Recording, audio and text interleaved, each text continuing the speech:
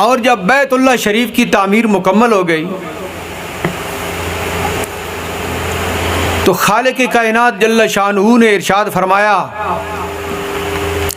اذن فی الناس بالحج. اب اے میرے پیارے نبی حضرت ابراہیم خلیل اللہ علیہ السلام کو ارشاد فرمایا کہ اب تم لوگوں کو حج کا حکم ارشاد فرماؤ، لوگوں کو حج کا بتاؤ کہ وہ حج کریں.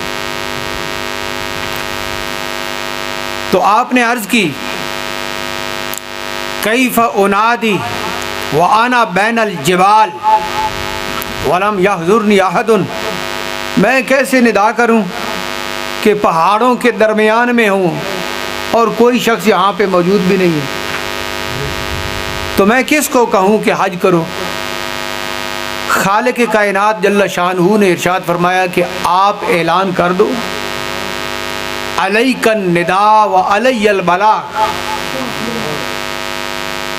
حج کا پیغام دینا اور لوگوں کو بتلانا یہ آپ کا کام ہے، اور آپ کی آواز کو تمام لوگوں تک پہنچا دینا یہ میرا کام ہے.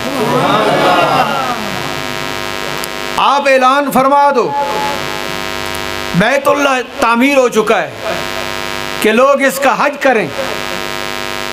جب آپ اعلان کرو گے تو آپ کی آواز کو میں سب تک پہنچا دوں گا. تو حضرت ابراہیم علیہ السلام جبل ابو قبیس پہ چڑھ گئے.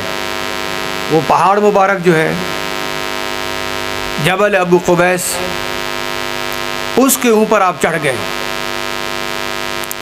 اور پتھر مبارک کے اوپر کھڑے ہو کر آپ نے اعلان کر دیا خالق کائنات جل شانہ نے ساری روئے زمین کو آپ کے سامنے لپیٹ دیا، اور آپ کو ایسے محسوس ہو رہا تھا جس طرح کے ایک تھال ہوتا ہے اور وہ سامنے پڑا ہوتا ہے، ساری روئے زمین آپ کے سامنے آ گئی. پتھر مبارک پہ کھڑے ہوئے، پتھر اونچا ہو گیا اور ساری روئے زمین آپ کے سامنے آ گئی. آپ نے ارشاد فرمایا یا معاشر المسلمین ان ربکم بنا لکم بیتا وامرکم ان تحجوہ فاجابہ الناس من اصلاب الآباء وارحام الامہات فمن اجابہ مرتن حج مرتن ومن اجابہ عشرن حج عشرن. آپ نے اعلان فرمایا کہ اے مسلمانوں کی جماعت، تمہارے رب نے تمہارے لیے یہ بیت اللہ تعمیر کیا ہے.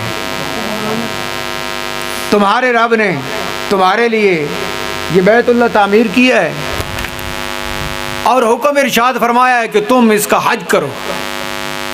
تو لوگوں نے جواب دیا جو آبا کی پشتوں میں تھے اور ماؤں کی ارحام میں تھے، وہاں سے انہوں نے جواب دیا.